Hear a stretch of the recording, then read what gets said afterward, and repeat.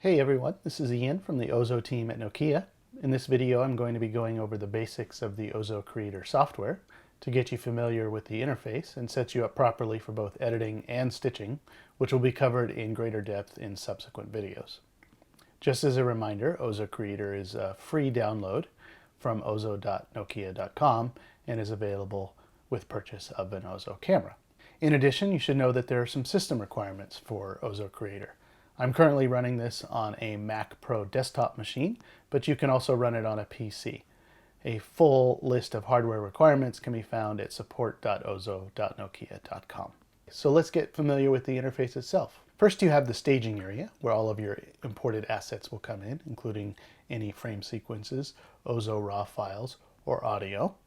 And then you have your composition and timeline sequence, which looks very familiar to any editorial application.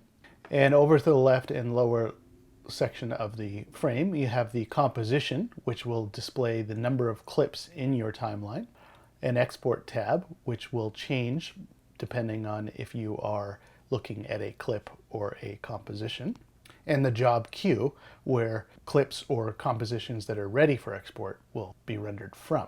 So let's show some examples. First off, let's import some footage.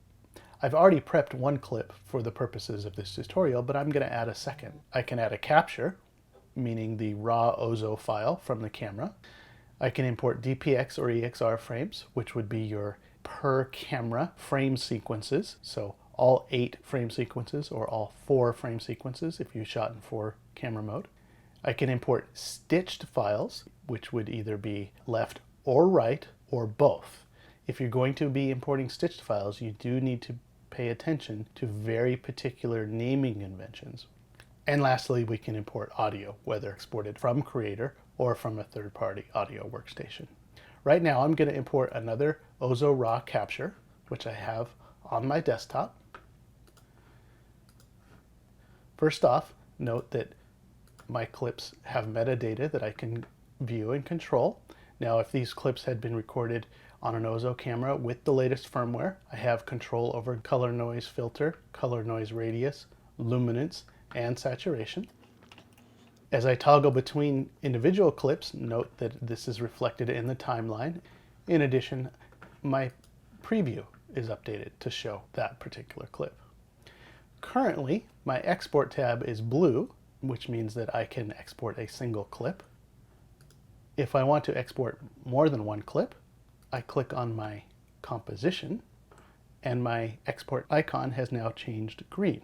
So again, single clip exports blue, sequence exports green.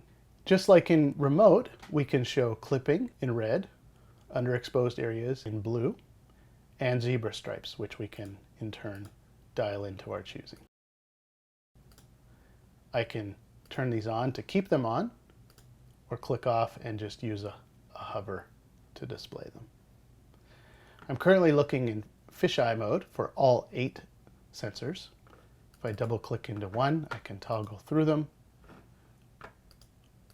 with the particular camera being identified up top. I can zoom in on this if I want to. I can go back into equirectangular mode and toggle between left eye and right eye, where you see the obvious perspective shift.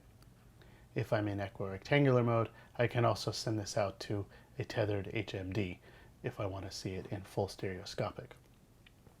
More significantly, we have the ability to view the seam overlay. This will become particularly important in the stitching phase, where you're going to be making important decisions of where and how thick or narrow you want your stitches to be. Let's go ahead and save this to my desktop.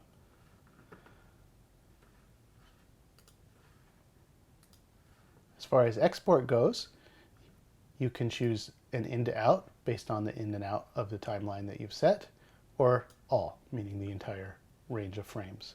You can choose a naming convention to your liking, whether that's based on the asset name, the camera ID, and the time of that capture, or a custom name. And again, this becomes the base name for how these clips are going to be named on output. You have a range of formats in which to export, and subsequently, depending on the selection you make here, you get a subset of options. For purposes of demonstration, I'm going to choose 360 editorial, leave these set to default, send to the queue, open my queue, start my render. And as you can see, I fast forwarded that section of the export, but an 18-second clip exported in 34 seconds. Now that it's exported, you know the basics of the OZO Creator software. In subsequent chapters, we will go over the processes of editing and stitching for particular pipelines and workflows. Thanks for watching.